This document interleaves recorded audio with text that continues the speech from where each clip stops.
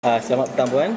So, Puan telah menghadiri kursus perisai baut wanita walaupun sekejap dalam masa 2 jam.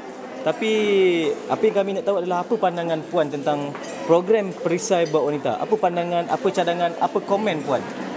Komennya itu juga. Pandangannya boleh tahan juga. Jadi apa cadangan untuk pembaikan program perisai baut wanita supaya ramai wanita di luar sana tak terjerat dengan masalah-masalah sebegini? Kalau macam ini ya selalu ada tunjuk dalam TV pun boleh ikut tau. Sebab banyak murid tak elok ke sekolah je. Saya depan mata dah nampak. Okay. Saya pun kasih dia orang nasihat pun tak peduli. Okay.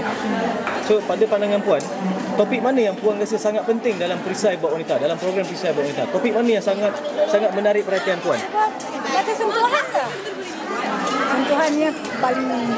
So maksudnya teknik-teknik modus operandi lelaki perosak. So Puan rasa teknik-teknik itu perlu diketahui oleh wanita yang ada kat dunia ni, kat Malaysia ni. Okey. So apa pandangan Puan? Setakat mana Puan rasa perisai baut wanita boleh dikembangkan? Ke peringkat mana yang Puan rasa sangat penting untuk dikembangkan? Ke peringkat mana? Di sekolah lah. Di sekolah Sekolah lah, banyak murid di sekolah lah. Okay. So itu saja Puan? Itu saja. Okey, terima Sebab kasih. saya belum kahwin lagi.